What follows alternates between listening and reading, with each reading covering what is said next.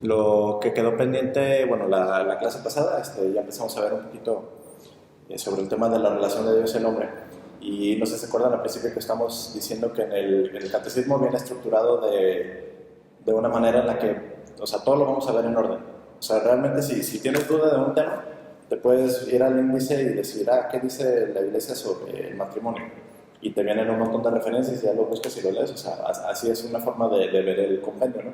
Esta es mi versión. O sea, cuando ustedes tienen otra diferente, sí, ya te dieron lo tuyo, ¿verdad? Pero como lo vamos a estar viendo nosotros, va a ser en el orden que, así en orden como viene, porque lo primero que íbamos a ver es el credo. ¿Se acuerdan que les dije? El credo es una de las cosas básicas que si no se saben al final, pues no vamos a poder avanzar con los sacramentos porque es uno de los pilares básicos. O sea, si te pregunto en qué crees, pues básicamente si me dices el credo, eso es lo que debemos de creer.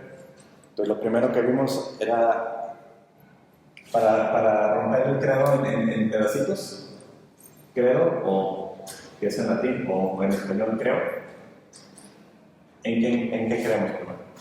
En Dios. En Dios, pero ¿cómo decimos el credo? ¿Creo en Dios? Creo en un solo Dios. Ajá. Padre. Entonces, vamos por partes. Primero decimos Dios. ¿Cuántos dioses? No. Repite esa primera parte del credo. Creo en un solo Dios. Entonces, primero decimos que creemos en Dios que es uno. Porque hay muchísimas fees o religiones de otros tipos que creen en muchos dioses. O sea, por ejemplo, todos los que son los hindús, por ejemplo. Ellos creen en muchos dioses que tienen a Ganesh, que a Krishna, que no sé qué, o sea, tienen un montón de dioses. Entonces ellos son politeístas. Los aztecas tenían un montón de dioses, los griegos tenían un montón de dioses, los egipcios, o sea, ves la mayoría de las culturas y le atribuían a las cosas grandes del mundo, le atribuían diferentes deidades, ¿no? De que había el dios del trueno, el dios del mar, el dios de esto, el dios, etc. Pero son muy poquitas las fees que son monoteístas. En realidad, de las que son monoteístas están la fe judía, la fe católica y una deformación de las dos que es el Islam.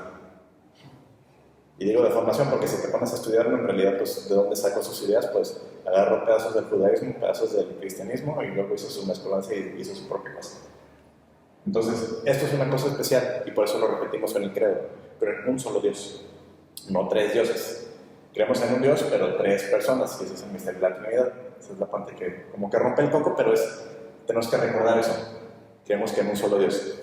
Pero dentro de ese Dios único están las tres personas de la Santísima Trinidad. Entonces ahí es donde ya mencionamos a quién. ¿Creen en un solo Dios? No, en el credo. ¿Creen en un solo Dios? Padre. Entonces primero viene el Padre. Y luego del Padre el cielo de la tierra, el cielo invisible, creo en Jesucristo y... No, a Jesús, decimos el título, que Jesús es el Hijo. Entonces está el Padre, está el Hijo y está el Espíritu Santo. ¿El Espíritu Santo es la paloma? Sí y no. No es una paloma como tal, pero una de las representaciones del Espíritu Santo es una paloma. Porque lo importante es que espíritu significa que no tiene cuerpo como tal. Entonces, por ejemplo, si ves algo que nunca habías visto o pruebas una comida, por ejemplo, muchas veces te preguntan, ¿no? De que, ¿y eso qué sabe? Y pues tratas de acordarte de algo que ya has probado para comparar esa cosa nueva con algo que conoces, ¿no? Muchas veces cuando, por ejemplo, alguien decía de que, ¿a qué saben las ancas de rana? Pues hay gente que dice, pues sabe como pollo.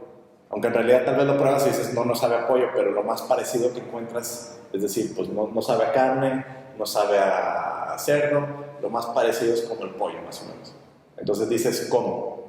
Entonces en la Biblia, por ejemplo, cuando se habla del Espíritu Santo en el bautismo de Jesús, que bajó sobre Jesús, decía, como una paloma. Entonces, creo que eso ya lo han visto en literatura, ¿no? O sea, es una símil. O sea, de que dices que es como tal cosa.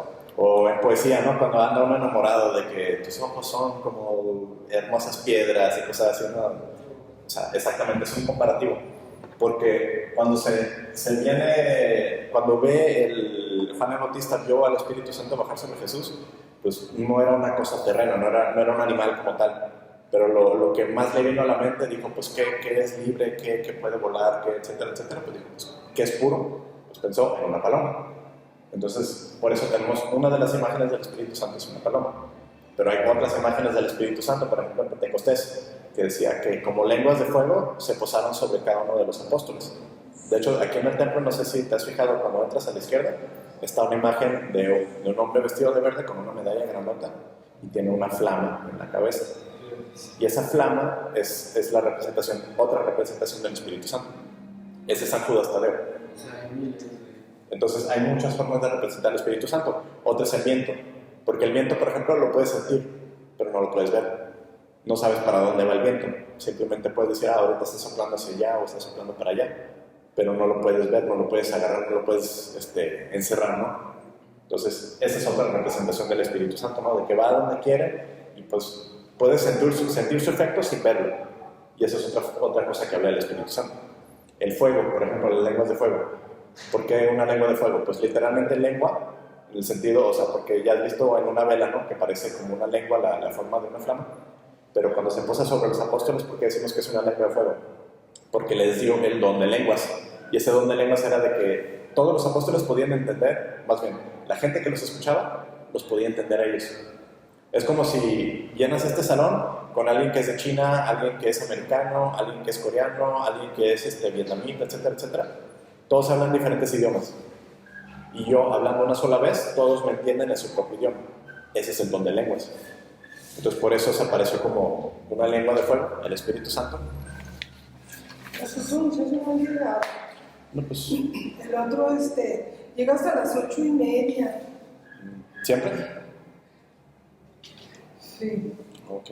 A ver, es el que nomás dejó sus datos, pero no ha pagado y no le da un libro. Okay. Así de que. Pues, Sí, no, sí. vamos viendo con él a ver qué pasa. Pero al otro que llega, ¿el otro es el que llega de lejos? Tú llegas de lejos, ok. Entonces, sí, entonces no sé qué pasa con el otro, pero luego le preguntamos. Bueno, ándale pues. Gracias. Con permiso. Ok. Entonces, volviendo a lo de las lenguas de fuego, ¿no? Porque el fuego también, en varias representaciones vemos al Espíritu Santo como fuego, porque ¿qué hace el fuego? Por ejemplo, con tu comida, ¿qué hace el fuego en la estufa? Lo cocina, ¿no? O sea, lo transforma de algo que te va a caer mal, por ejemplo, pollo crudo te va a caer mal, pero lo transforma de algo que te hace daño a algo que ya puedes consumir, algo bueno. Pero también, por ejemplo, en joyería, para purificar el oro, por ejemplo, o sea, el oro no viene en pedazos, ¿no? O sea, el oro son unos puntitos que vienen en piedras, y ¿cómo consigues el oro? ¿Cómo se lo sacas? ¿Sabes cómo? Lo fundes, exactamente. Y le quitas todas las impurezas, todas las cochinadas y demás, y al final lo que te queda pues ya es el oro puro. Entonces el fuego también purifica. Y ese es otro de los símbolos que representa el Espíritu Santo, porque el Espíritu Santo también nos purifica.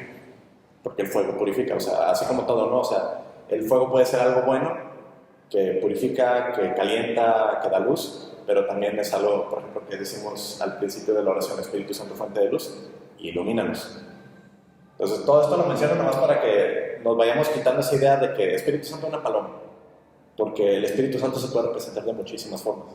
No es una paloma como tal el Espíritu Santo. ¿Sí? Es que ves todas las respuestas que tienes resumidas a un canto, porque tiene obviamente casi todo. Sí, o sea, por eso es lo bonito del credo, ¿no? O sea, el credo nos está haciendo como ese resumen de toda la fe.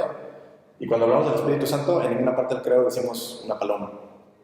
No decimos nada de eso. Por ejemplo, el Espíritu Santo, ¿qué decimos? Creo en el Espíritu Santo, Señor y dador de vida. O sea, el aliento de vida, eso es otra forma de verlo, ¿no? O sea, ese aliento que nos da la vida, que ilumina el alma. Decimos, Señor y dador de vida, que procede del Padre y del Hijo, y que con el Padre y el Hijo recibe una misma adoración, porque solo adoramos a ¿quién?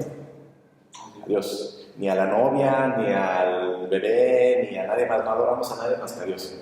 Ni a la Virgen María, o sea, a nadie. Solo adoramos a Dios. Entonces, cuando decimos que adoramos al Espíritu Santo, estamos diciendo que también es Dios. Y por eso decimos, recibe una misma adoración y gloria. Y luego decimos, y habló por los profetas. ¿Cómo habló por los profetas? Pues ahí tenemos lo que les pedía, ¿no? La Biblia, la palabra de Dios. O sea, esta fue inspirada por el Espíritu Santo.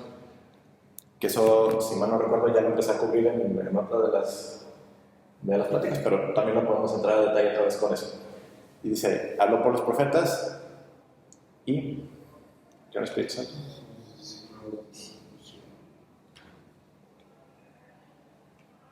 Decimos, y habló por los profetas, y ahí terminamos de hablar del Espíritu Santo. Porque fíjate en el credo. Creo en un solo Dios Padre Todopoderoso, creador del cielo y de la tierra, de todo lo visible y lo invisible. ¿Eso qué quiere decir? Lo visible es el universo material. O sea, todo lo que salió por el Big Bang, lo que podemos ver y medir, ¿no? O sea, todo el universo, todos los planetas, toda la materia que existe, eso es lo visible. Y cuando hablamos de lo invisible, estamos hablando de lo espiritual. O sea, el alma no la podemos ver, no la podemos agarrar, no la podemos destruir, no se la podemos quitar. No te la pueden robar, como a veces se ve en las películas, ¿no? Que te chupan el alma y te quitan la vida. O sea, eso invisible, eso espiritual, nosotros no podemos interactuar con él como tal, pero existe. ¿Tenías una duda? Ok, entonces eso es lo visible y lo invisible, ¿no? Respecto al Padre. Y luego hablamos de Jesús. Creo en Jesucristo, Hijo único de Dios, único, nacido del Padre antes de todos los siglos. Cuando decimos antes de todos los siglos, ¿qué estamos diciendo? Yo me creo que cuando nació Jesús empezó a ser el año cero. No. Porque aquí están dos cosas. Pero qué bueno que mencionas eso. O sea, tenemos digamos, nuestro calendario. Está, bueno, no es tanto el año cero, no, es el año 1. Pero está algo de antes de Cristo y después de Cristo, ¿no? Sí, pero cuando decimos, y esta forma de medir el tiempo, pues obviamente vino después de Jesús. Obviamente hay otros calendarios, por ejemplo los judíos pues tienen su propia forma de medir los años. Ahorita los judíos están en el año 5000 y tantos, o sea, según su tradición, porque ellos lo están contando pues desde tiempo más atrás, ¿no? Cuando fueron, no sé el punto exacto, pero o sea, desde antes de Moisés y todo eso, cuando Dios los hace un pueblo como tal, desde ahí empiezan a ellos medir su propio tiempo en su calendario. Pero el calendario del mundo, pues estamos en el año 2019 después de Cristo. Aquí es donde está Jesús encarnado, su nacimiento. Pero en el credo no decimos que nació en el año cero. Fíjate en el credo, lo voy a repetir. Creo en Jesucristo, Hijo único de Dios, nacido del Padre antes de todos los siglos, Dios de Dios, luz de luz, Dios verdadero de Dios verdadero, engendrado, no creado, y no es de la misma naturaleza del Padre porque todo es hecho, y que por nosotros los hombres y por nuestra salvación bajó del cielo, y por obra del Espíritu Santo se encarnó de María y se hizo hombre. Eso de que se encarnó de María la Virgen y se hizo hombre, pasó aquí. Pero ¿qué dijimos antes de eso? ¿Nacido del Padre cuándo? Fue enviado del Padre. Nacido del Padre antes de todos los siglos. Entonces, ¿eso qué quiere decir? La vez pasada estamos hablando sobre el infinito, o sea, no estamos hablando de que Jesús nació en el principio del universo. No, porque Dios es eterno. Dios no tiene principio, no tiene fin, si no, no sería Dios, sería otra criatura. Porque si Dios empezó a existir a partir de un punto, entonces, ¿quién o qué había antes de Él?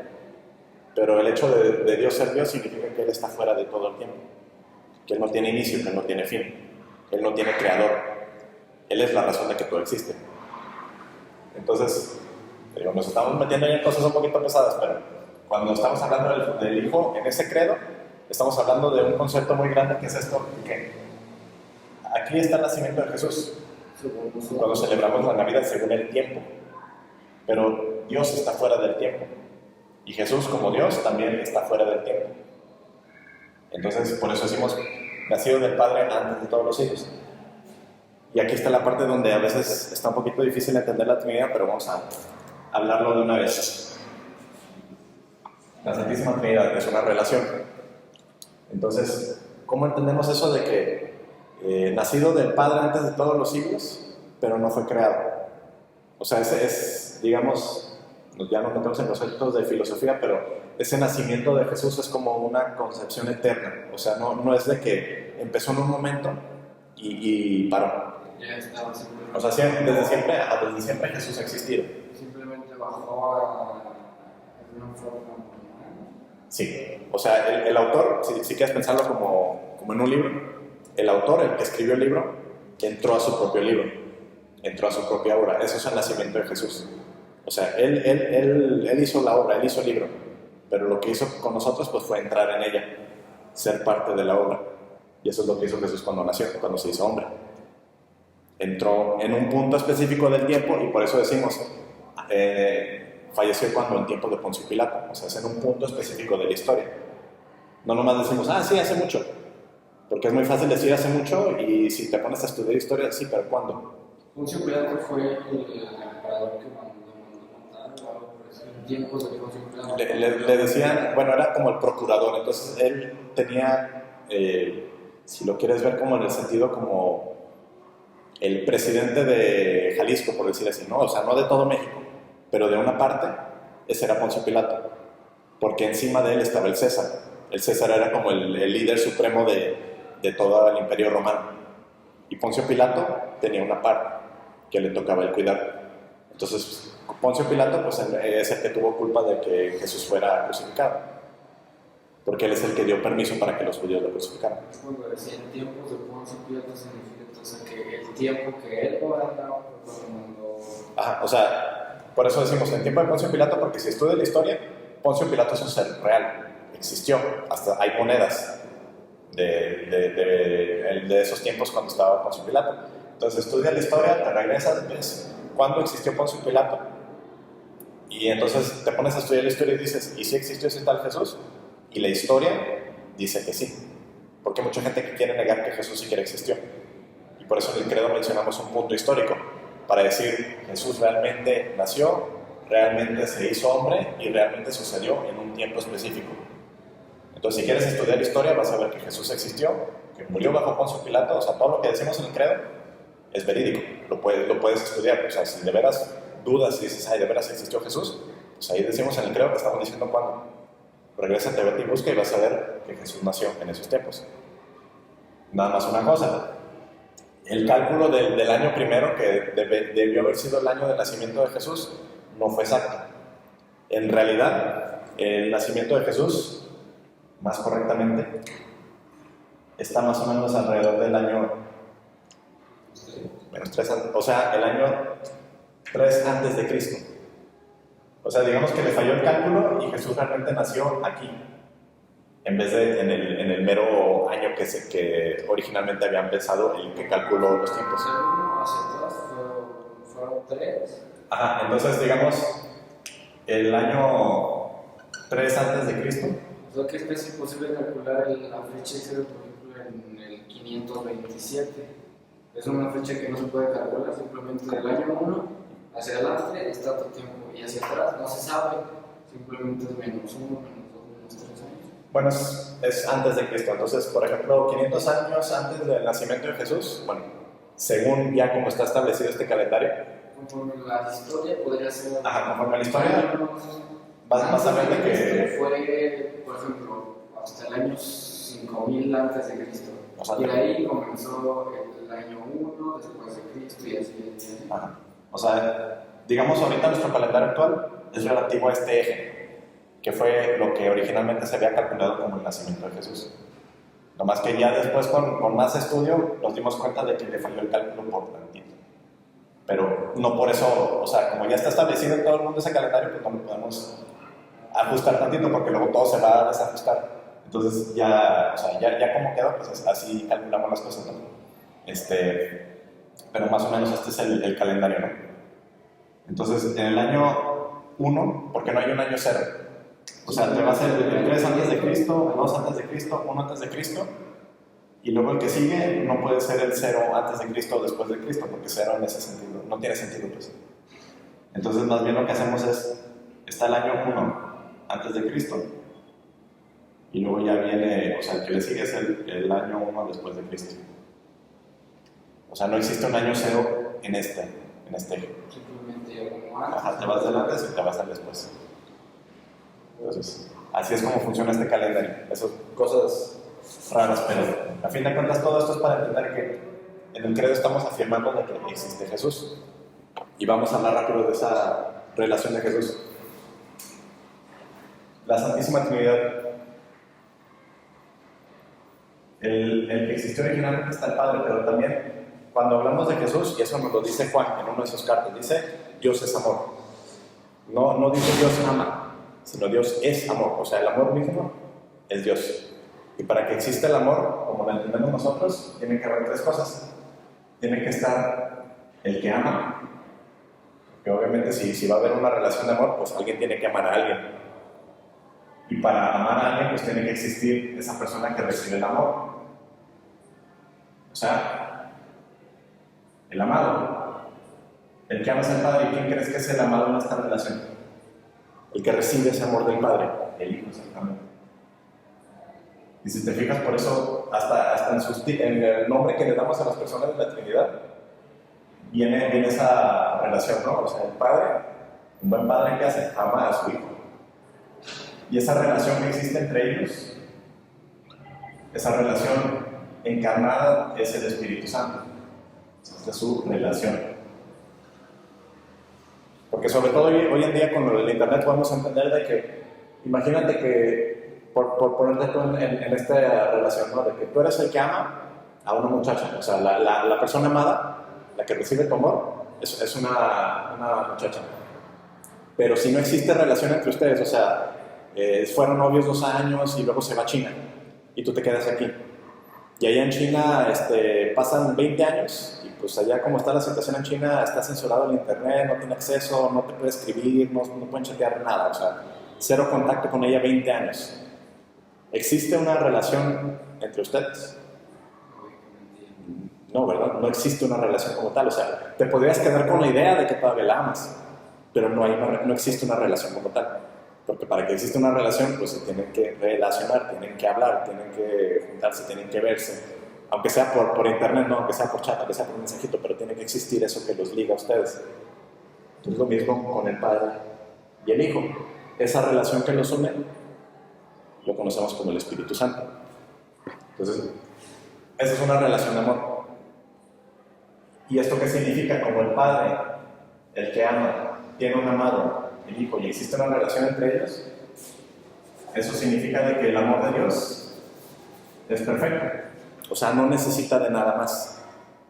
Porque a veces decimos, hay gente que piensa de que tenemos que ir a misa porque Dios necesita que le andemos rezando. Porque Dios está triste o está aburrido, no sé. O sea, como que algo le faltaba, como que tiene un hueco y pues nos hizo para llenarle ese hueco a Dios. Pero no. El amor, la relación de amor que existe en Dios es perfecta. Entonces Dios no nos necesitaba a nosotros. Nosotros existimos más bien, así como en una relación de familia, que es también imagen de la Trinidad. En una familia, los hijos en realidad deberían de nacer por ese amor que se tiene, no por necesidad. O sea, no se deben de tener hijos porque quiero un esclavo. Porque no, de hecho es al revés. O sea, los padres bien saben que cuando tienen un hijo, es al revés. O sea, ellos son los que sirven a los hijos. Trabajar para mantenerlos, para darles de comer, para mantenerlos vivos. Entonces, es un terrible plan decir, quiero tener hijos para tener quien me sirva. O sea, no, o sea. La imagen sería, al principio, si el padre lo sirve, pero hay un punto en el cual es al revés. El hijo sirve al padre, que en este caso. Pero ese servir a los padres, eso más bien viene de esa relación de amor. O sea, es de que así como tú me cuidaste, como eres mi padre, por respeto a tu padre, de hecho ahí entra el 4.º mandamiento, que vamos a ver más a detalle después, ahí entra ese deber de decir, así como tú me cuidaste, yo te regreso ese favor. O sea, por justicia, ¿no? O sea, es justo. Que tú me cuidaste, yo también te voy a cuidar ahora que tú ya no te puedes cuidar, ¿no? Cuando ya están hijitos nuestros padres. Pero eso es más bien una relación natural. Pero cuando alguien tiene un hijo, en realidad, o sea, la razón verdadera que debería ser, o sea, porque obviamente hay que no planeamos a tener un hijo, que etcétera, ¿no? Pero en el caso óptimo, digamos, la razón de una familia es eso, que ese matrimonio, ese fruto de ese amor que tienen, pues son los hijos. Y no es tener hijos porque necesito tener hijos, porque tú mismo lo dijiste, ¿no? Es difícil. O sea, más cómodo que sería no tener hijos. Y todo el dinero que me gano, pues me lo quedo para mí y vivo bien a gusto. porque no tengo que andar pagando colegiaturas, cuidándolo cuando está enfermo, comprándole ropa, aguantando sus berrinches, etcétera, etcétera. O sea, lo fácil, lo egoísta, es no tener hijos. Pero ¿qué es lo que va hacia afuera? Porque el amor va para afuera. ¿Qué es lo que va hacia afuera? Pues tener hijos. Porque tienes que salir de ti, porque tienes que servir a otro. Servir a tu esposa, servir a tus hijos. Entonces, eso es el amor, va para afuera. Entonces, en esta relación de amor, de que el padre y el hijo tienen esa relación entre ellos, está ese amor perfecto. No falta nada. Y entonces aquí está la relación, ¿no? En la Trinidad tenemos al Padre, al Hijo y al Espíritu Santo. Pero son Dios. O sea, todos juntos, Padre, Hijo y Espíritu Santo, es Dios. No puedes separar al Hijo, no puedes separar al Padre, no puedes separar al Espíritu Santo. O sea, la unidad entre ellos es tal que no hay forma de... O sea, no hay partes, si lo quieres ver así. No es como... Hay gente que a veces usa la imagen de un trébol para decir la Trinidad, ¿no? O sea, de que hay una sola ramita, pero vienen las tres hojitas que parecen como corazoncitos, ¿no? Las del trébol. Y hay gente que dice, la Trinidad es como un trébol, porque hay tres personas, tres hojas o tres personas distintas, pero están todos unidos, ¿no? Y hay gente que dice, no, pues sí, eso me ayuda a entender la Trinidad. Pero ¿qué puedes hacer con un trébol? Puedes arrancarle una de esas hojas. ¿Y luego qué pasa? Pues ya no son tres, ya son dos. Entonces, esta imagen se queda corta. Y eso es lo que, la parte difícil, ¿no? De tratar de entender que Dios es tan sencillo que no hay partes. O sea, no hay hojitas, no hay nada. O sea, no puedes quitar una parte y separar una. No puedes separar al Hijo, al Padre ni al Espíritu Santo. Padre, Hijo, Espíritu Santo es la unión entre el amor del Padre y el Hijo. Esa relación. Los tres hacen... O sea, los tres juntos, o sea, ellos, como tal, es Dios. O sea, el Padre es Dios, el Hijo es Dios, el Espíritu Santo es Dios. O sea, son tres personas distintas. Y esta es la parte, te digo, esa es la parte que los santos a través de los siglos tratan de comprenderlo y no han podido, pero tratan de entender esto, de que el Padre, el Padre no es el Hijo, y el Espíritu Santo no es el Hijo, y el Espíritu Santo no es el Padre. O sea, este no es este no es este y este no es este. Pero ellos... El Espíritu Santo es Dios, el Hijo es Dios, el Padre es Dios. Más entendible porque ahora todo aquí se un poquito, pero te digo, o sea, esto es así como de que decías el mismo Santo Tomás de Aquino: si entiendes a Dios, eso no es Dios. Porque si Dios está tan más allá de nuestra capacidad de entenderlo completamente, que dice, puedes entender aspectos de Él, pero no puedes entender todo. Si piensas que ya entendiste todo lo que hay que saber sobre Dios, entonces estás mal. Un ejemplo que estaba dando la clase pasada, en la que sí estaba presente. Si en un vasito, imagínate un cabellito, si en un cabellito metes una parte del mar, ¿ahí está todo el mar? No. Entonces, eso es a lo que decía Santo Tomás de Aquino. Dice, si comprendes a Dios, ese no es Dios. Es como decir, no, porque tengo esto del mar en este vasito, o sea, en mi cabeza, si lo quieres ver así. Como ya entendí todo esto, contengo todo este conocimiento de Dios en mi cabecita, por eso comprendo todo lo que existe en el mar. Y obviamente, exactamente, entonces como que no, te falta, o sea, todo lo que tienes comparado con todo lo que existe, pues no es nada. Eso es lo que decía Santo Tomás. Lo puedo poner como el ejemplo del conocimiento de la humanidad del universo. ¿Puede ser un ejemplo real? De hecho, la misma ciencia, de hecho la ciencia es un concepto cristiano, porque el hecho de que entendemos de que Dios lo podemos entender, o sea, que Dios quiere que lo entendamos, que el universo es inteligible, o sea, que podemos entenderlo, eso viene de una propuesta cristiana.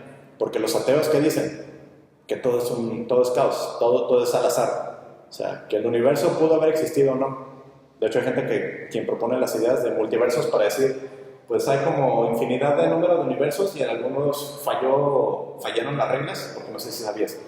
Si la gravedad hubiera sido un poquito más fuerte o un poquito más débil, o todo se iba a separar y se iba a desbaratar y nunca hubieran existido planetas, o todo iba a juntarse se iba a volver a unir pues en una masa enorme y todo se iba a colapsar. Pero no, eso no pasó. Ni se colapsó todo, ni se fue todo para todos lados.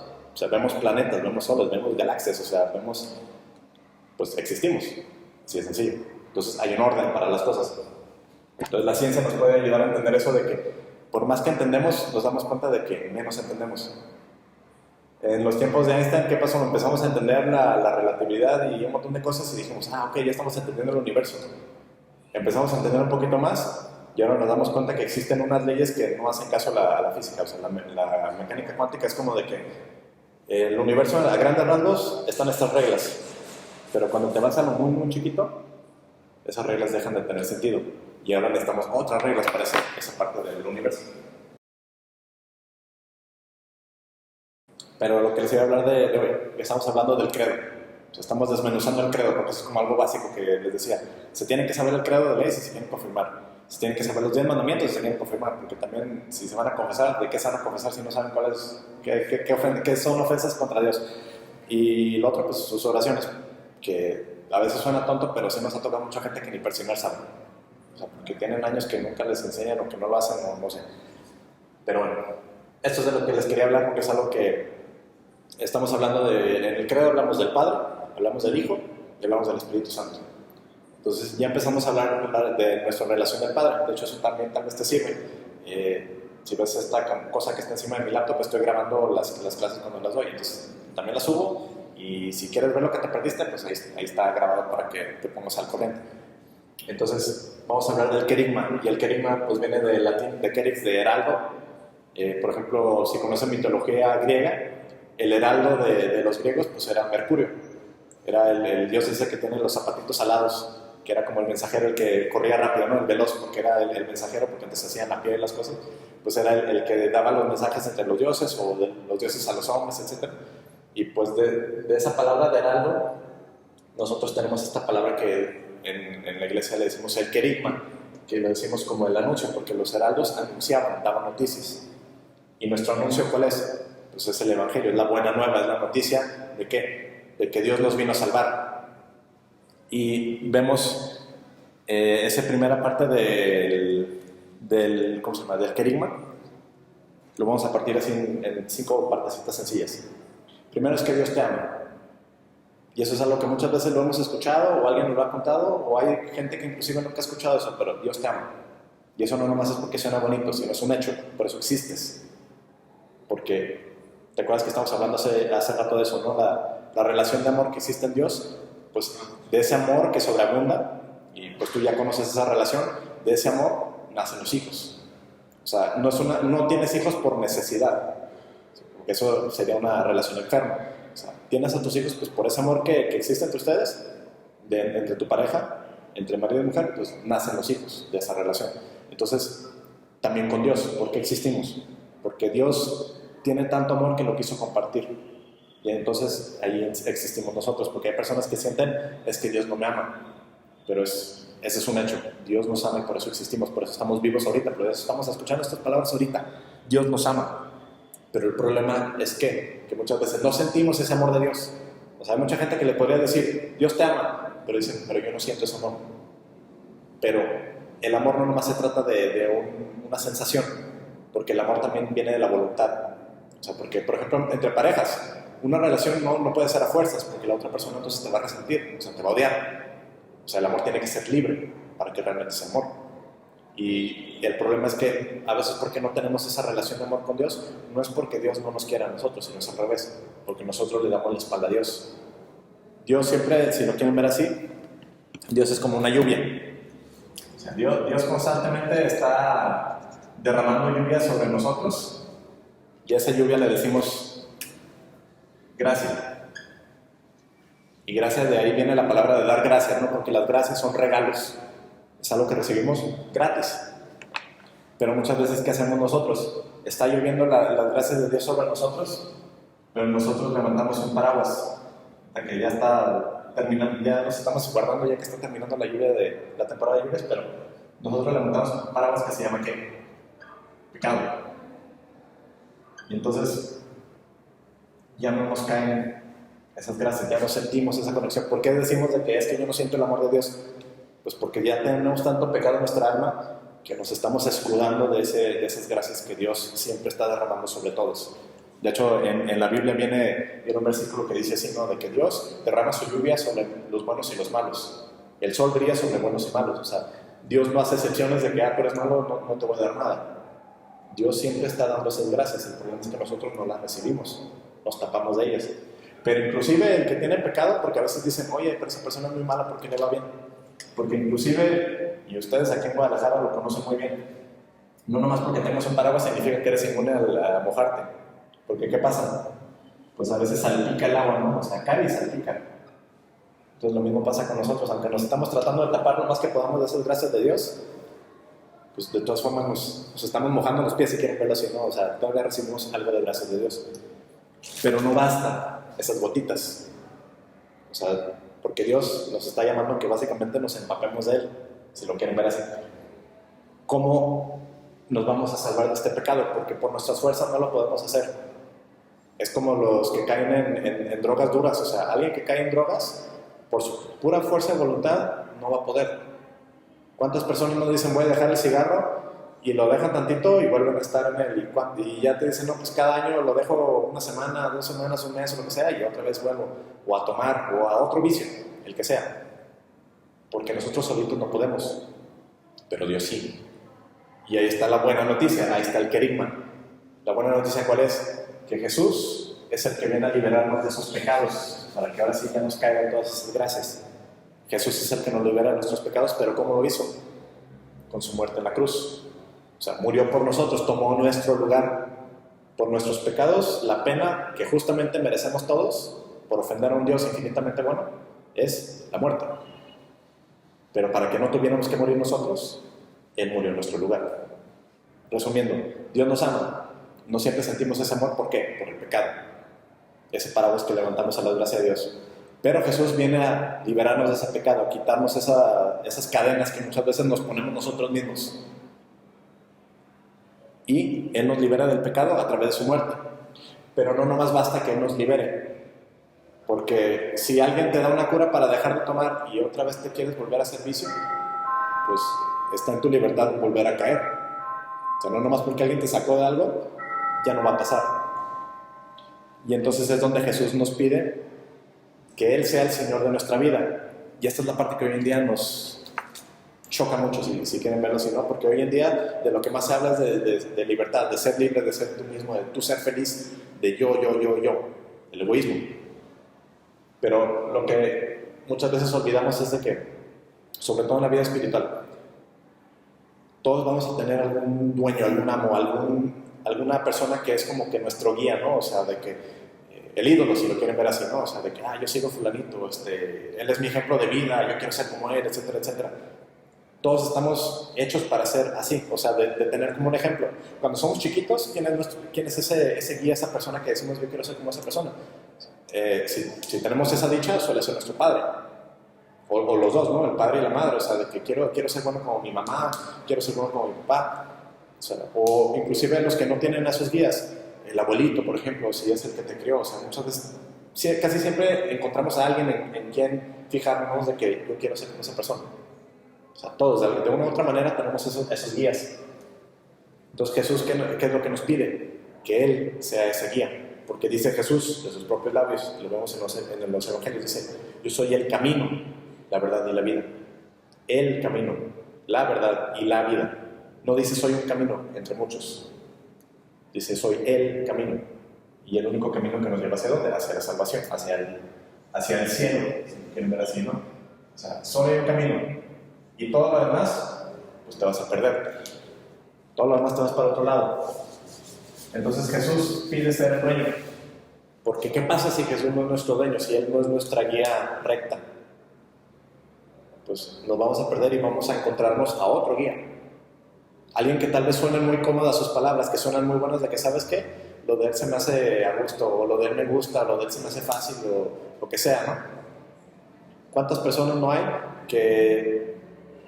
Por ejemplo, pasa mucho con esos pastores evangélicos, hay unos fulanos de que se sabe, ¿no? Que son cachones, o sea, que tienen sus relojes y sus trajes y que bien vestidos y que no sé qué, que andan predicando de Jesús y son unas personas ricachonas y están prometiendo riquezas a todos los demás, pero ¿qué es lo que piden a cambio?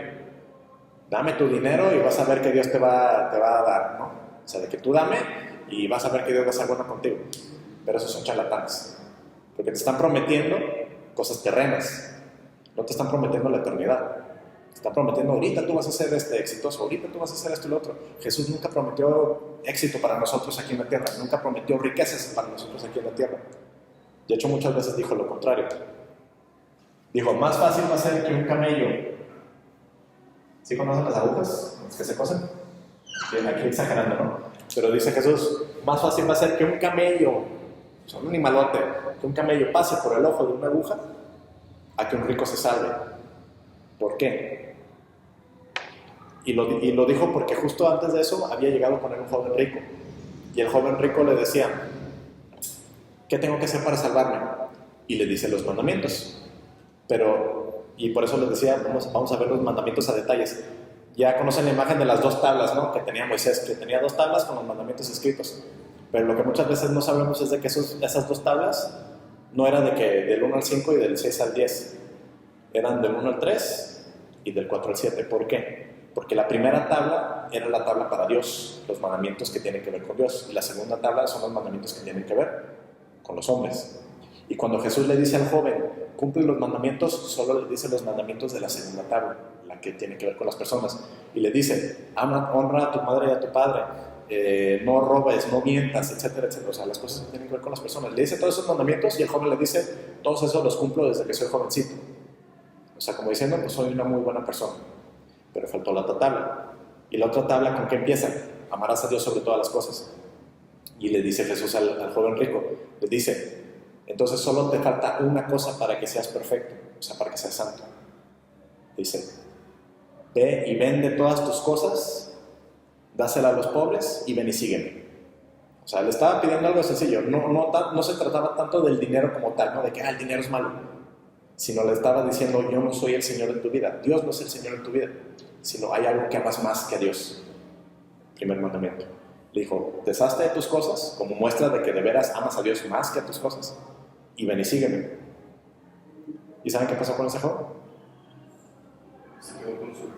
Se fue, pero se fue triste. Dice, se puso triste y se fue. Y ahí es cuando Jesús dice esto. Es más fácil que un camello pase por el ojo de una aguja a que un rico se salve, porque le decía, las riquezas, las posesiones terrenas, pues nos esclavizan. Porque ¿cuántas personas no han visto de los famosos? ¿Son felices con tener un carro? Si viven solos, o sea, ¿por qué quieren 2? ¿Pero son felices con tener un solo carro o no tienen esa cochera llena de carros, modelos, uno de carrera, casi uno para cada día de la semana, ¿no? ¿Y con eso creen que ya están felices? O sea, los ricachones, ¿cuántas casas no tienen?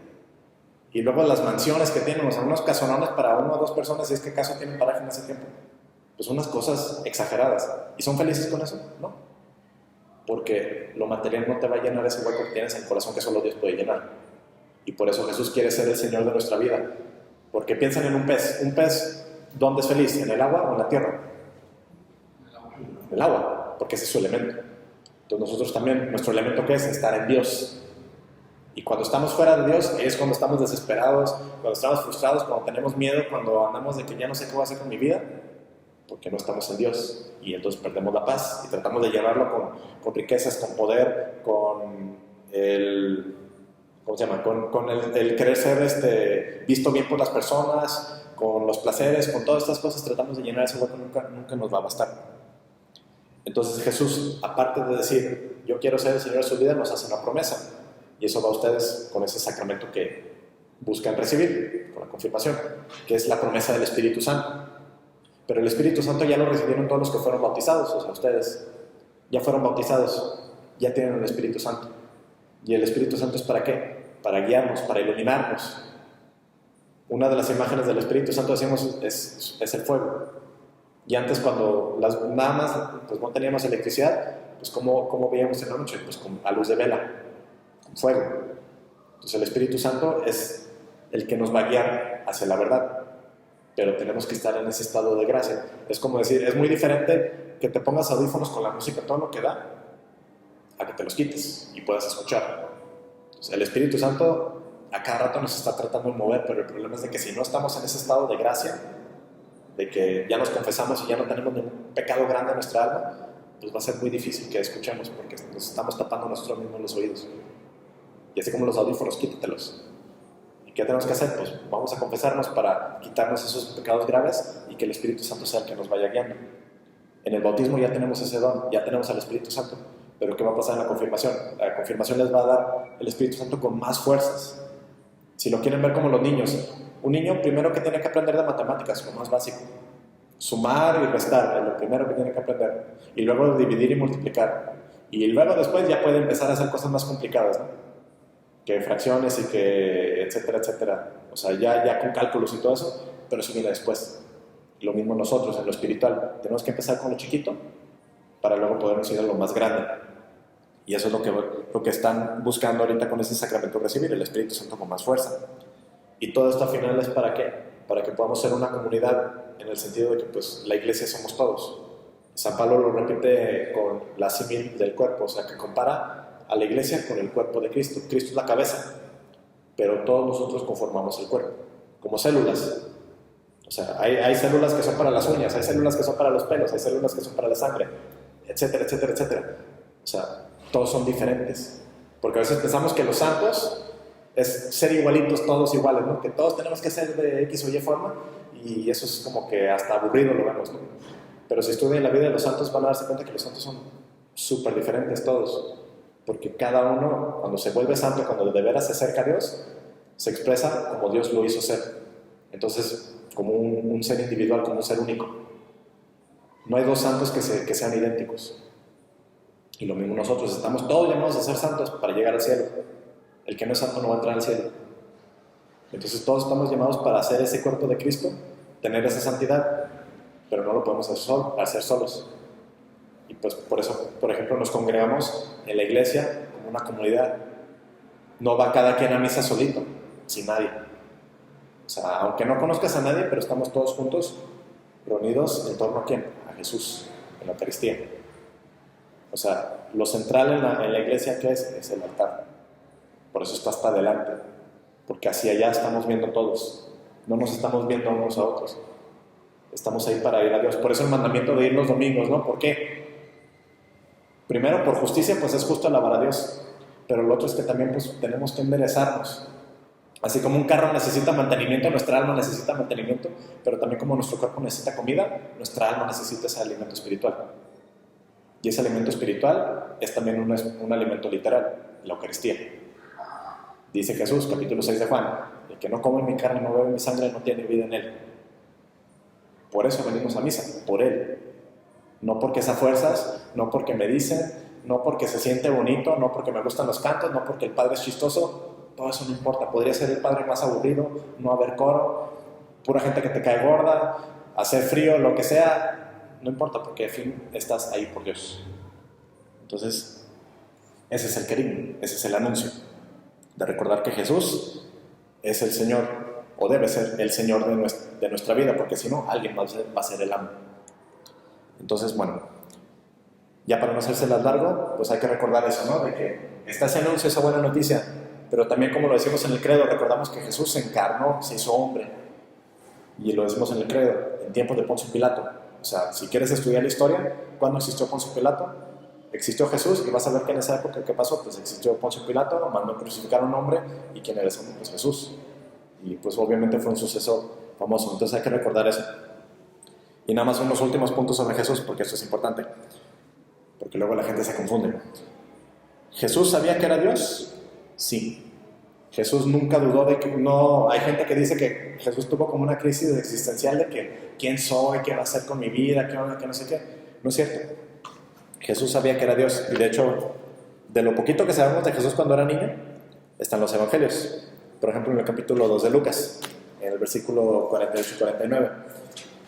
Probablemente conozcan esta historia que fue cuando Jesús, el niño Jesús, que tenía 12 años, se perdió en el templo.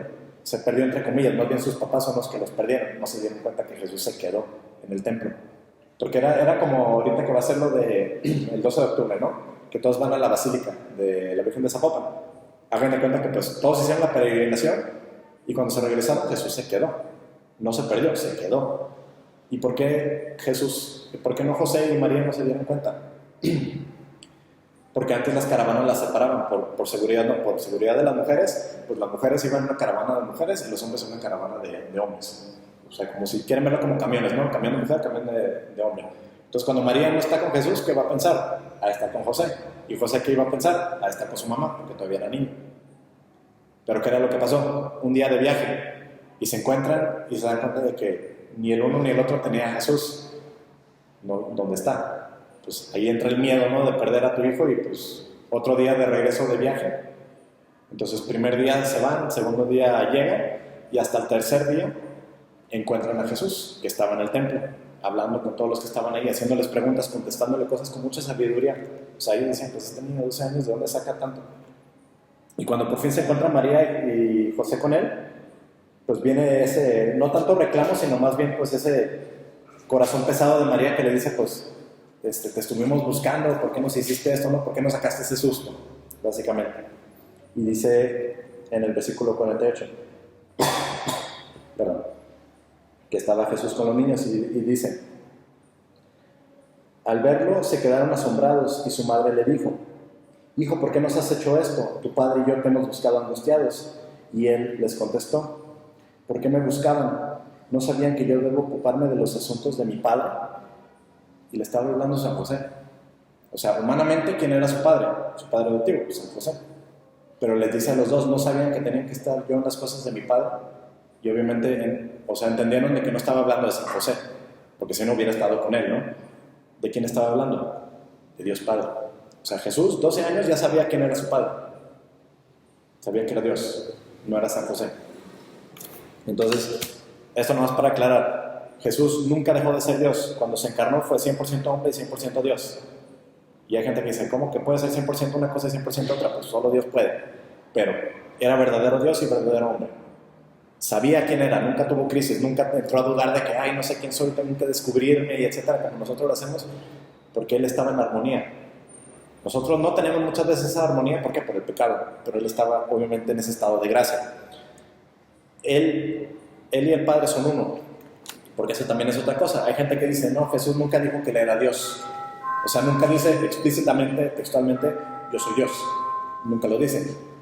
Pero dice tantas cosas que dejan claro que pues Él sabía que era Dios. Y nada más les voy a leer este. Juan, capítulo 10, versículo 30, que dice, el Padre y yo somos uno. Sí, el Padre y yo somos uno. ¿Quién es el Padre? Dios. Entonces, si dice el Padre y yo somos uno, ¿qué significa? Que Él también es Dios, por lógica. Y de hecho, fíjense lo que dice justo después de eso. Jesús les dice a los judíos, que bien entendieron lo que dijo. Dijo, el Padre y yo somos uno. Dice el versículo 31, los judíos volvieron a tomar piedras para tirárselas. Y Jesús les dijo, he hecho ante ustedes muchas obras buenas por encargo del Padre. ¿Por cuál de ellas quieren apedrearme? Y los judíos le contestaron, no es por ninguna obra buena por la que queremos apedrearte, sino por haber blasfemado, pues tú, siendo hombre, te haces Dios. O sea, porque hay gente que dice, no, Jesús nunca dijo que era Dios. Los judíos entendieron exactamente que Jesús estaba diciendo en ese momento, yo soy Dios. Y por eso lo querían apedrear, porque dijeron, solo existe un Dios. Y tú eres un hombre, entonces tú no eres Dios. Y por eso te vamos a apedrear, te vamos a matar.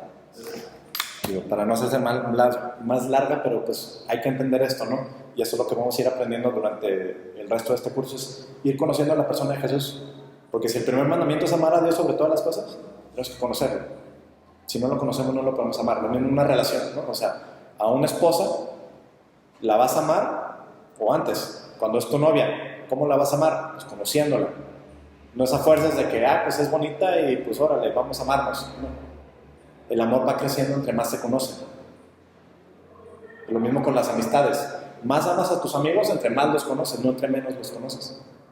Porque entre más conoces sus fallas y más ellos conocen las tuyas, más se aprecian. Más los amas. Entonces lo mismo con Dios, lo tenemos que conocer para amarlo. Y tenemos que reconocer pues la importancia de Jesús, ¿no? De que fue verdadero hombre, fue verdadero Dios, y pues que solo Jesús nos va a salvar. No nos vamos a salvar siendo hinduistas, no nos vamos a salvar siendo musulmanes, o sea, el que nos va a salvar es Jesús. Y nada más Él, porque Él dijo, yo soy el camino. No soy uno entre muchos. Nada más para agregar unas últimas cosas que faltaron al final de la clase. Primero veamos los nombres de Jesús. porque de hecho si nos vamos a la profecía que anunciaba el Mesías en Isaías capítulo 7 versículo 14, el Señor mismo os dará una señal. He aquí que la Virgen concebirá y dará a luz a un hijo y llamará su nombre Emmanuel. Y Emmanuel quiere decir Dios con nosotros. Entonces hay personas que preguntan, la profecía decía que su nombre tenía que ser Emmanuel, ¿por qué le pusieron entonces el nombre de Jesús? Y la razón es sencilla, porque para los judíos los nombres significaban cuál era tu rol, cuál era tu misión, básicamente. O sea, los nombres eran importantísimos. Entonces el hecho de que Emmanuel, ¿qué significaba? Dios con nosotros. Y eso hablaba, pues tal vez los judíos lo pensaban de cierta manera, ¿no? Pues tal vez literalmente se va a llamar Emmanuel, pero también habla de la presencia de Dios con nosotros. Pero lo chistoso es que cuando Dios dio ese nombre de Dios con nosotros, pues nos estaba adelantando que literalmente nos está hablando de la encarnación, de que Dios iba a estar con nosotros, de que Dios iba a estar como un ser humano entre nosotros. Entonces ahí se está cumpliendo ese nombre, ¿verdad? Del Emmanuel, porque Jesús iba a ser ese Emmanuel, ese Dios con nosotros. Pero también el nombre de Jesús como tal explícitamente está en el capítulo 1 de Mateo, versículo 21. El ángel le dice a María, y dará a luz un hijo y llamará su nombre Jesús, porque él salvará a su pueblo de sus pecados. El nombre de Jesús quiere decir Salvador. Entonces, ¿por qué el nombre que se le da a Jesús? Pues precisamente porque esa es su misión. La misión de Jesús es la de salvarnos. Pero también hay otro nombre o título que se le... Bueno, anteriormente era como título, pero ahora también lo tomamos como otro nombre que le damos a Jesús, que es Cristo. Que eso viene del griego, ¿verdad? Que quería decir el Mesías, el Meshiach o el ungido. Y ungido, pues, era porque se ungía a los reyes, se ungía a los profetas, se ungía a los sacerdotes con aceite, sobre su cabeza se derramaba y era en señal de que estaban recibiendo este cargo, ¿verdad? Y por ejemplo podemos ver en el Salmo 2, versículo 2, dice: se presentarán los reyes de la tierra y los gobernantes consultan unidos contra el Señor y su ungido. Entonces ungido o Mesías. También otro título que se le da a Jesús es el de Señor, que anteriormente se le daba a Dios, porque el nombre de Dios como tal los judíos nunca lo decían. El nombre de Dios pues es algo que consideran sagrado. Entonces cuando se referían a Dios usaban otros títulos o apodos, por así decirlo, para saber que se referían a Dios, pero sin usar ese nombre sagrado, por ese respeto que le tenían. Y entonces cuando a Jesús le empiezan a decir Señor, pues también es un reconocimiento de que Jesús es Dios. Y por un ejemplo de este título de Señor para Jesús está en 1 Corintios capítulo 2, en el versículo del 7 al 8 dice: mas hablamos sabiduría de Dios en misterio, la sabiduría oculta, la cual Dios predestinó antes de los siglos para nuestra gloria, la que ninguno de los príncipes de este siglo conoció, porque si lo hubieran conocido, nunca habrían crucificado al Señor de gloria. Entonces ese es otro de los títulos de Jesús, ¿verdad? El de Señor, el de Cristo. Y aparte de su nombre de Jesús, pues también el de Emmanuel. Y vemos un título más en Filipenses capítulo 2, del versículo 10 al 11, que dice: para que en el nombre de Jesús se doble toda rodilla de los que están en los cielos y en la tierra y debajo de la tierra, y toda lengua confiese que Jesucristo es el Señor, para gloria de Dios Padre. O sea, reconociendo el título de Jesús como Señor, pero también reconociendo lo sagrado que es el nombre de Jesús, ¿verdad? Por eso cuando hablamos del segundo mandamiento de no tomarás el nombre de Dios en vano, pues muchas veces pensamos simplemente en el nombre de Dios, ¿verdad? Pero eso lo vamos a cubrir con más detalle cuando entremos en los mandamientos. Pero es para ir recordando, ¿verdad?, de que el nombre de Jesús es un nombre sagrado. No es cualquier nombre, sino es el nombre de Dios hecho hombre. Y bueno, nos vamos a hablar sobre la encarnación. Esto que estamos hablando más temprano en la clase, el hecho de que Jesús se encarnó, se hizo hombre, entró en la historia. O sea, el autor, Dios, entró en la historia. Y vemos esto en el primer capítulo de Juan, ¿verdad?, que dice: en el principio existía la palabra, y la palabra estaba con Dios, y la palabra era Dios. Ella estaba en el principio con Dios. Todo se hizo por ella, y sin ella no se hizo nada de cuanto existe. En ella estaba la vida, y la vida era la luz de los hombres. Y la luz brilla en las tinieblas, y las tinieblas no la vencieron. Y aquí vemos algo que es común, y lo vamos a estar viendo a lo largo de las clases, y por eso es importante tener la Biblia a la mano, ¿verdad? Porque vamos a reconocer que hay cosas que hacen alusión desde el Antiguo Testamento y el Nuevo, porque están ligadas entre sí. Todo lo del Antiguo Testamento pues es como una sombra de lo que ha de venir en el Nuevo Testamento, como ya dijimos antes. Entonces, de que en el principio estaba la palabra, es una evocación del Génesis, del primer libro de la Biblia, de que habla de que en el principio pues no existía nada, solo estaba Dios. Y bueno, esta alusión pues para recordarnos, ¿verdad?, de que Jesús es Dios. Entonces recordemos el hecho de que Jesús pues es verdadero Dios, ¿verdad? Nunca dejó de ser Dios, como leímos ahorita en el principio de Juan. Jesús nunca estuvo confundido con su identidad, que también lo vimos en clase en el capítulo 2 de Lucas, cuando Jesús desde los 12 años habla con sus padres y les dice: no sabía que tenía que estar yo en las cosas de mi Padre, o sea, hablando de Dios Padre. Ya sabía su identidad, nunca tuvo que descubrirla, no estaba perdido, no sabía que no era Dios. También recordar que Jesús es consubstancial, o sea, de la misma sustancia que el Padre, en el sentido de la divinidad, ¿verdad? O sea, Jesús es Dios, el Padre es Dios. Eso también lo vimos en el capítulo 10, versículo 30 de Juan, cuando hablaba de que yo y el Padre somos uno. Y también recordar que Jesús, además de ser verdadero Dios, también es verdadero hombre. Y según nuestra humanidad, dice Hebreos capítulo 4, versículo 15: porque no tenemos un sumo sacerdote que no pueda compadecerse de nuestras debilidades, sino uno que fue tentado en todo según nuestra semejanza, pero sin pecado. O sea, Jesús se pareció en todo con nosotros, sufrió, sonrió, rió, lloró, tuvo hambre, tuvo sueño. En todo se pareció a nosotros. Lo único que lo diferencia en su humanidad de nuestra humanidad es de que Él nunca pecó. Fue tentado, eso sí, pero no es lo mismo tentación que pecado.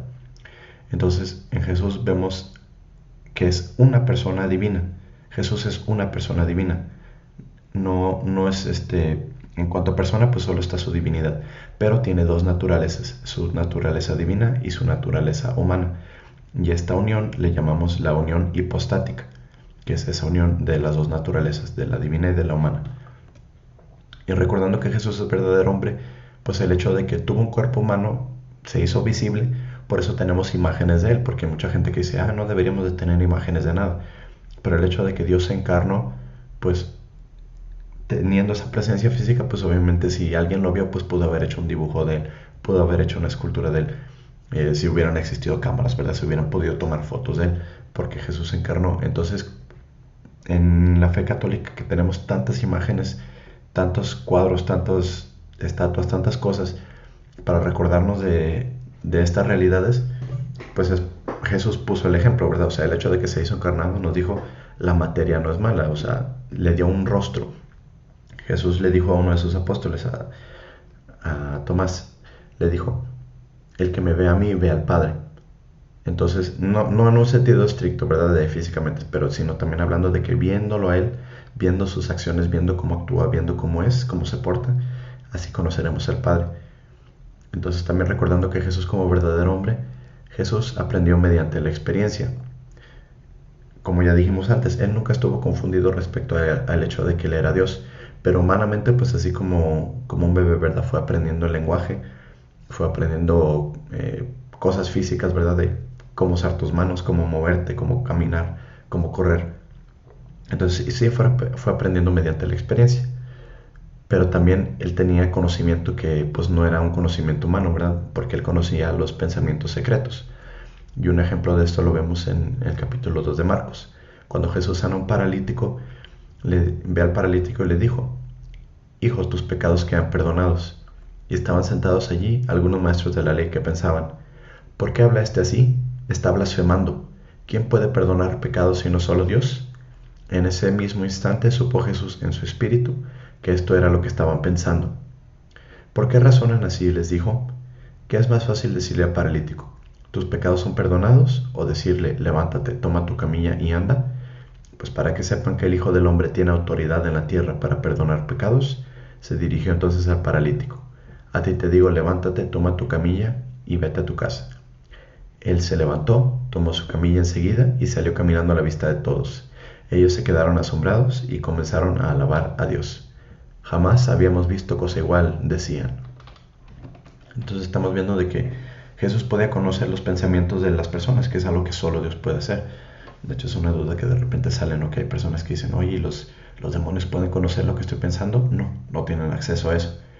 Aunque así como hay personas, ¿verdad?, que pueden leer muy bien a una persona si se ve nervioso, si se ve como que está sudando mucho, etcétera, etcétera. O sea, pueden saber muchas cosas nomás del lenguaje corporal, pues de la misma forma ellos, ¿verdad?, pueden intuir muchas cosas, pero no pueden leer tus pensamientos. Entonces, recordando que Jesús es verdadero hombre, pues Jesús tuvo una voluntad humana. Pero a diferencia de nosotros, como Jesús no pecaba y Jesús no tenía ese pecado original, esa concupiscencia que lo dirige hacia el pecado, entonces esa voluntad humana sigue sin resistencia a la voluntad divina. O sea, como nosotros muchas veces, a veces sentimos ese de que me gustaría poder hacer el bien, pero me cuesta tanto trabajo. En Jesús no existe esa resistencia. O sea, Jesús siempre seguía esa voluntad divina. Y pues también tenemos la imagen de Jesús, ¿verdad?, de su corazón, pues que tuvo un corazón real, ¿verdad? Pero vemos a veces la imagen del corazón sagrado de Jesús, ese corazón rodeado de espinas, porque es un símbolo del amor infinito de Jesús. También recordar una cosa importante, ¿verdad?, que es uno de los dogmas de fe, el hecho de que Jesús fue concebido por el Espíritu Santo, el hecho de que María siempre fue virgen. La concepción virginal pues significa que María siempre fue virgen. Eso significa que no tuvo un padre humano, no hubo colaboración de parte del hombre. Y eso en Lucas capítulo 1 versículo 35 dice el ángel, le dijo, el Espíritu Santo vendrá sobre ti y el poder del Altísimo te cubrirá con su sombra, por lo cual también el santo ser que nacerá será llamado Hijo de Dios. Y también vemos el hecho de que nació de una virgen. Hay personas que dicen, oye, pero luego se habla de que Jesús tuvo hermanos, entonces significa que José y María tuvieron hijos después. Pero vemos en el capítulo 19 de Juan, del Evangelio, en el versículo 26 y 27, que dice, cuando estaba Jesús siendo crucificado, él sobre la cruz, dice, vio Jesús a su madre y al discípulo a quien él amaba, que estaba presente, y dijo a su madre, mujer, he ahí a tu hijo. Después dijo al discípulo, he ahí a tu madre. Y desde aquella hora el discípulo la recibió en su casa. Los judíos tenían una tradición de cuidar a su familia, ¿verdad? Entonces, si Jesús iba a morir y tenía hermanos o hermanas, a ellos les iba a tocar cuidar a la Virgen. El hecho de que Jesús le entrega a Juan, el evangelista, a su mamá, nos dice que pues no tenía hermanos, y él, como buen judío, como buen hijo, pues estaba asegurándose de que a su mamá la iban a seguir cuidando después de su muerte. Y sabemos que Juan no era hermano de Jesús, no era hermano de sangre, porque su papá era otro. De hecho, habla de otro de los hermanos de Juan, Santiago.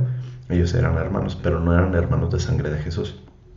Entonces, por eso sabemos que Jesús no tenía hermanos biológicos. La Virgen María se mantuvo virgen. Y pues en relación a Jesús, hay que recordar, ¿verdad?, a nuestra Madre Santísima, la Virgen María, porque María es la Madre de Dios Hijo. Y hay personas que dicen, pues si Jesús es Dios, ¿cómo puede ser María la Madre de Dios? Porque es uno de los títulos que le damos a María, la Theotokos, o Madre de Dios. Y dicen, pues ¿cómo puede ser la Madre de Dios si Dios existió antes que ella, ¿verdad? Si Dios creó a María, no María a Dios. Pero cuando hablamos de María como Madre de Dios, hablamos de ella como Madre, pues, de una de las tres personas de la Trinidad, ¿verdad? De Dios Hijo. Y ciertamente, pues, dio a luz a Jesús. Entonces eso la convierte en Madre de Jesús y por ende en Madre de Dios. Y hasta la misma Biblia habla de esto, ¿verdad? En capítulo 2 de Juan, versículo 1, en las bodas de Caná, dice, se celebró una boda en Caná de Galilea y la madre de Jesús se encontraba ahí. Entonces no hay por qué tener ese escrúpulo de decirle a María Madre de Dios. También recordar que María pues tuvo la Inmaculada Concepción, otro de los dogmas, en previsión de los méritos de Jesús. O sea, básicamente en vez de tener que ser salvados por Dios después de nuestra caída, o sea, después de haber nacido con ese pecado original, como si fuéramos a caer en un agujero, ¿verdad? En vez de ser salvados ya que caímos, María, en previsión de ese acto que iba a hacer Jesús por nosotros, pues fue salvada antes. O sea, en vez de dejarla caer en ese agujero, pues simplemente fue prevenida de caer en ese agujero. Y es por la obra de Jesús, porque hay personas que dicen, ay, si María nació sin pecado, entonces no necesitaba un Salvador. Obviamente que lo necesitaba, porque todos necesitamos a Jesús nuestro Salvador. Y de los labios de María, en el libro del Evangelio de Lucas, vemos eso de labios de María, ¿verdad? Le dice Dios, mi Salvador. O sea, No, el hecho de nacer sin pecado no significa que no necesitaras ese Salvador, porque la gracia que tuvo María fue ser salvada antes de su nacimiento. Y por eso su concepción, pues desde su concepción nació sin pecado, sin esa mancha del pecado, sin esa concupiscencia. Y también vemos en María la colaboración. Ella dio su consentimiento, ella le dijo que sí a Dios. Y también reconocemos en María una maternidad universal. Ella es la nueva Eva, la madre de todos los seres vivientes, eso quiere decir Eva. Y pues lo vemos al principio, lo que acabamos de leer, de que cuando Jesús le da a Juan a María como madre, pues también es madre de nosotros, ¿verdad? Porque si en el bautismo somos hechos hijos del Padre y somos hermanos de Jesús, si somos hermanos de Jesús, ¿quién es la mamá de Jesús? María. Y si somos hermanos de Jesús, pues también María es nuestra madre. Y una última imagen, ¿verdad? Del hecho de que María se mantuvo siempre virgen, pues está la imagen del arca de la alianza. Y dentro de esta arca nos dice Hebreos capítulo 9, versículo 4, dice: y el arca del pacto enteramente cubierta con oro. En ella estaban un vaso de oro que contenía el maná, la vara de Aarón que reverdeció y las tablas de la ley. Entonces dentro del arca de la alianza los judíos lo concebían como que ahí estaba presente, ahí estaba la presencia de Dios cuando cargaban esta arca, que es algo que Dios les mandó a hacer en tiempos de Moisés. Y adentro de esa arca tenían un vaso de oro que contenía el maná. El maná era el pan bajado del cielo con el que Dios alimentó a los judíos durante esos 40 años que estaban en el desierto vagando. La vara de Aarón, Aarón era el hermano de Moisés que reverdeció, era otro de los signos de los prodigios de Dios y por eso lo guardaron en el arca. Y también las tablas de la ley, o sea, los 10 mandamientos. Entonces todas estas cosas que Dios nos dio, o sea, el maná vino de Dios, la vara de Aarón pues es un milagro de Dios, y las tablas de la ley pues también venían de Dios. Todas estas cosas que eran de Dios y la presencia de Dios se simbolizaban estar dentro del arca. Entonces el arca de la alianza era algo importante para los judíos. Y como todos dijimos que en el Antiguo Testamento todas las cosas son sombras de lo nuevo, pues ¿cuál va a ser el arca de la nueva alianza? En el capítulo 11 del Apocalipsis, versículo 19, vemos: y el templo de Dios fue abierto en el cielo, y el arca de su pacto se veía en el templo, y hubo relámpagos, voces y truenos, y un terremoto y grande granizo. Y siguiendo en el capítulo 12: y apareció en el cielo una gran señal, una mujer vestida del sol, con la luna debajo de sus pies, y sobre su cabeza una corona de 12 estrellas. Entonces aquí ligadas están estas imágenes, ¿verdad? La del arca de la alianza, pero también de esta mujer, que para los mexicanos es fácil reconocer esta imagen de la mujer cubierta o revestida del sol, con la luna bajo sus pies, con una corona de estrellas, pues vemos a la Virgen de Guadalupe. Entonces reconocer de que pues ¿cuál era la nueva arca de la alianza? Si la arca de la alianza del Antiguo Testamento era la que tenía la presencia de Dios, ¿dónde estaba la presencia de Dios en el Nuevo Testamento? Pues en el vientre de María. O sea, literalmente la presencia de Dios, pues estaba Jesús, Dios hecho hombre. Entonces también a María, pues por eso le decimos arca de la alianza. Los que han rezado esas letanías en los rosarios, arca de la alianza se lo decimos a María, pues porque ella era nueva arca de la alianza. Pero ya no un arca hecha por manos de hombres, sino un arca pues hecha por Dios. Porque María pues no la hizo ningún hombre, ¿verdad? En un sentido estricto, sino es a través de Dios que nació María. Así como todos nosotros, ¿verdad? O sea, nadie nos hizo de una manera literal. O sea, los padres, por ejemplo, son colaboradores de que nazcan los hijos, pero los padres no hacen a sus hijos como tal. Entonces, bueno, con todo esto, recordando pues la importancia de María, de conocer mejor a nuestra madre, de acercarnos a ella, y una de las mejores maneras pues es a través del rosario, que también vamos a cubrir más adelante. Y en todo esto reconocer, pues hasta en esos dogmas que hablan de la Virgen María, a fin de cuentas todos ellos son para proteger algún aspecto de Jesús, de su divinidad o de otra cosa respecto a Jesús. Entonces conozcamos a Jesús mejor y Dios los bendiga. Nos vemos en la próxima clase.